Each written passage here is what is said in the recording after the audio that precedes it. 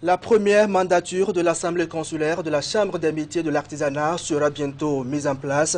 Les élections auront lieu le dimanche 24 juillet prochain, dans une semaine donc. Pendant que la campagne se déroule, le comité d'organisation effectue les derniers réglages. Son président vient nous faire le point des préparatifs. Docteur Jacques Richard, bonjour. Bonjour. Bienvenue une fois encore sur le plateau du grand format. Alors, la campagne a commencé depuis mercredi dernier. Il va prendre fin le vendredi 22 juin, donc je crois. Alors, comment se déroule-t-elle? Merci infiniment. Cher ami Boukari, comme d'habitude, je commence mon intervention par des mots de reconnaissance à l'endroit du groupe de presse Canal 3 et à votre endroit, à l'endroit de tous les techniciens. Merci de nous aider à parler de cette activité qui, sans vous, serait passée dans l'anonymat.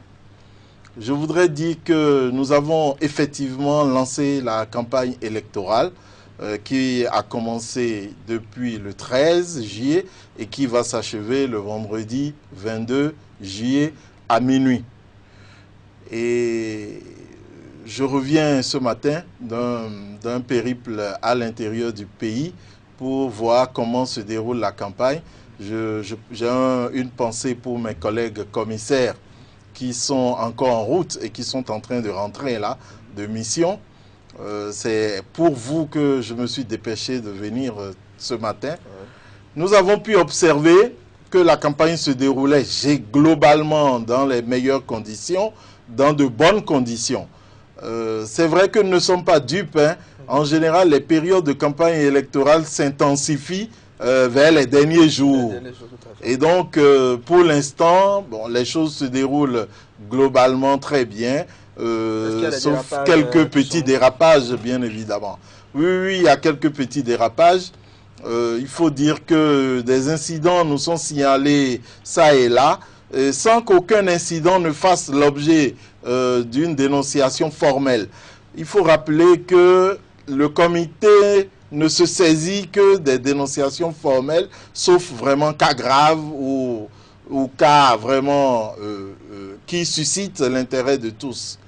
Alors, il nous a été signalé quelques accrochages. Par exemple, il y a un groupe qui faisait le lancement de sa campagne électorale à Canal Olympia, à Cotonou, à Ologuédé. Et à la fin de leur activité, il y a un autre groupe qui faisait une caravane et qui est passé par là et qui a cherché à chahuter l'autre groupe et tout le reste. C'est vrai que si c'est fait dans une ambiance conviviale, pas de problème. Mais lorsque ça commence à énerver et qu'il y a quelques dérapages, ça peut poser quelques soucis. En plus de ça, il faut dire que il y a un groupe qui aime très bien utiliser l'image du chef de l'État, du président de la République, pour faire ses affiches, ce qui n'est pas du tout normal parce que, en principe, le chef de l'État n'a pas une préférence. Il est le père de nous tous, c'est le père de la nation, nous sommes tous ses enfants et lorsque nous faisons une élection professionnelle, nous n'avons pas à montrer que nous sommes proches du chef de l'État ou pas. Son image ne devrait pas être associée à ce que nous faisons. Les artisans sont priés de demander à leurs pères de les porter et de les élire. C'est tout. Aucune influence politique ne devrait intervenir dans cette démarche. En termes de préparatifs de ces élections, où en êtes-vous?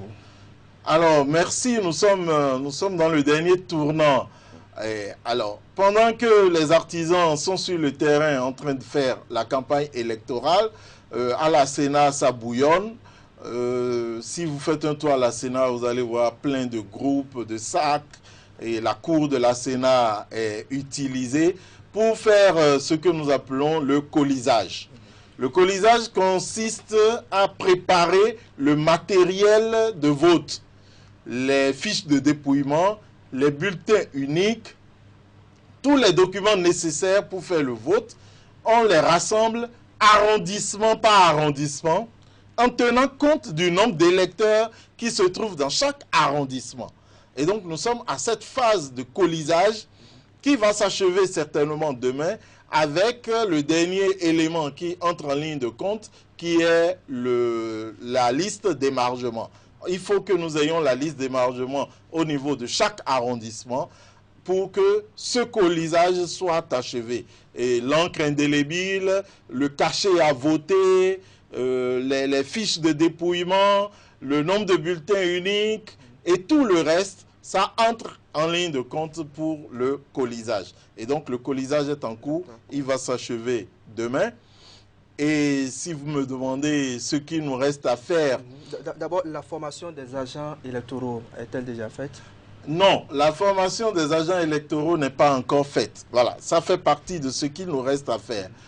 Alors, nous, en tant que comité d'organisation, nous mettons à la disposition de la Sénat des véhicules pour pouvoir convoyer tout ce matériel. Je vous explique qu'il y a un poste de vote par arrondissement. Donc, nous avons 546 postes de vote.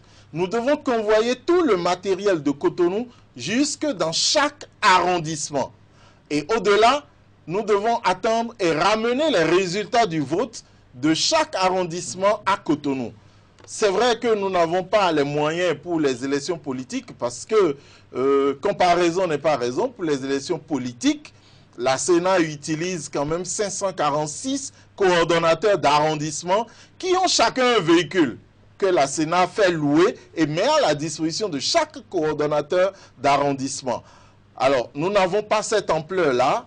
Nous, notre ambition, c'est de pouvoir mettre à la disposition de la Sénat 31 véhicules. Je peux vous avouer que ce n'est pas simple. Les choses ne se passent pas de la façon la plus simple. Et si vous permettez, je voudrais remercier le ministre d'État chargé de l'économie et des finances qui s'implique lui-même personnellement pour que nous puissions avoir les 31 véhicules à mettre à la disposition. Est-ce qu'il y aura des cartes d'électeurs où chaque candidat ou chaque électeur va voter avec sa carte professionnelle? Oui, bien entendu, on pourra voter. Alors, le plus important, c'est que nous connaissons les électeurs. La seule chose que nous voulons éviter, c'est que d'autres viennent voter à la place de ceux qui sont inscrits. C'est pour ça que l'électeur est prié de venir avec une pièce d'identité. Une pièce d'identité, c'est une pièce qui comporte ses noms et prénoms et une pièce qui comporte sa photo d'identité. C'est important pour nous. Et donc, carte professionnelle, carte LEPI et carte, toute autre carte où le votant a ses noms et prénoms, a son identifiant et a également sa photo, ça pourra permettre de voter, simplement. Combien de listes sont-elles en compétition? 4 listes sont en compétition pour cette élection, 4 listes.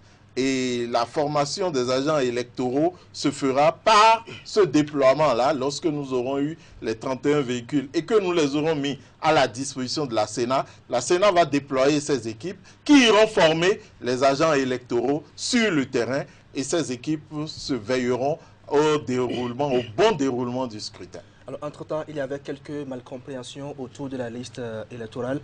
Est-ce que tout ça, ça a été réglé? Oui, tout a été réglé.